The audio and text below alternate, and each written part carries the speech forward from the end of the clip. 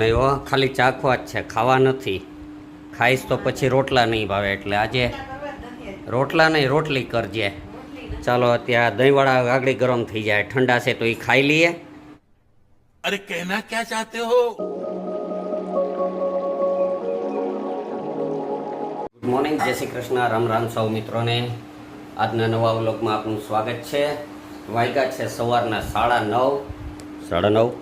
એટલે મારી ઘડિયાળ તો બંધ થઈ ગઈ. આમાં તો હજી 7 જ વાગ્યા છે. લે કરો વાત.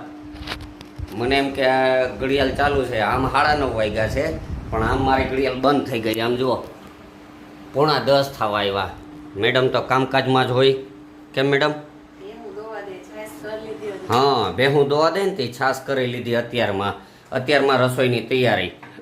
કારણ કે વ્રજભાઈને પછી સ્કૂલે જવું હોય ને વરસાદ ચાલુ થઈ ગયો. અત્યારમાં અમારે અહીં જુનાગઢમાં વરસાદ સવારનો આમ તો ચાલુ થઈ ગયો છે. અત્યારે જો પડે જ છે. જો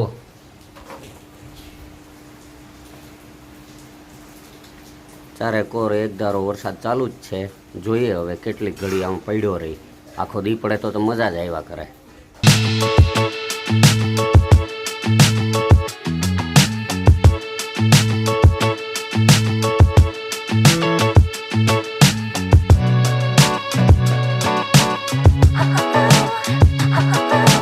ચલો મિત્રો, વાગ્યા 8:15. મેડમ છે તો રસોઈ બનાવે, પણ આપણા માટે સરસ મજાના દહીંવડા આવ્યા છે. તો હવે દહીંવડા ખાઈએ, જોઈએ કેવા લાગે. હમણાં કેટલા ટાઈમથી દહીંવડા ખાધા નથી મેડમ. નહીં હો, ખાલી ચાખવા જ છે, ખાવા નથી. ખાઈશ તો પછી રોટલા નહીં ભાવે, એટલે આજે રોટલા નહીં રોટલી કરજે. ચાલો ત્યાં દહીંવડા આગળ ગરમ થઈ જાય, ઠંડા છે તો એ ખાઈ લઈએ.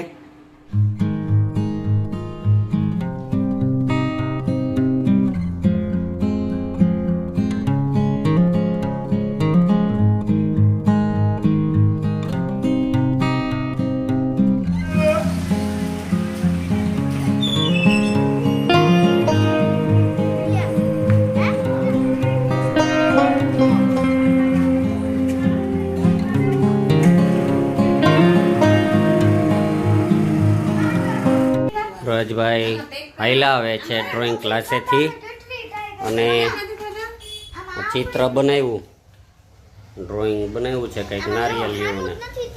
અને આજે પેન્સિલ કલર લીધા. મેડમ સસ્તા માયલા લીધા ને?